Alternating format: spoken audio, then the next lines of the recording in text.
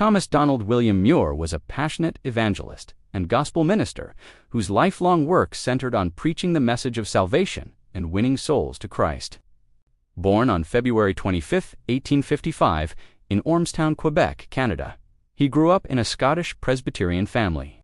Early in his life, he experienced a powerful spiritual awakening under the preaching of evangelists in Hamilton.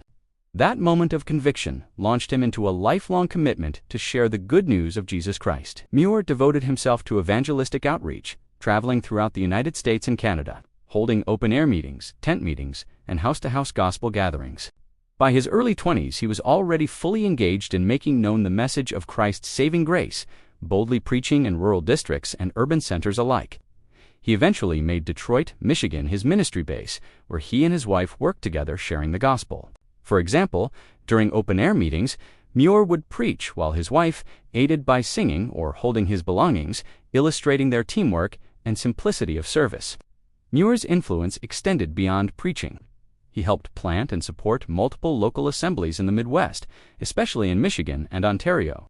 Under his labors, gatherings of believers were formed that continued after his active ministry years as lasting testimonies to his dedication.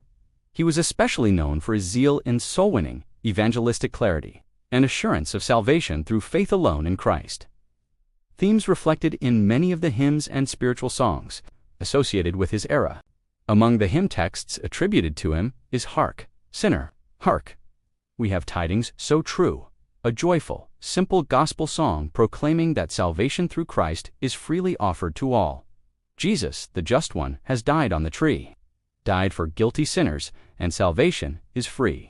The hymn was published in collections such as Evangelistic Songs in 1927 and remains in some denominational hymnals as a classic invitation chorus, encouraging sinners to trust Christ.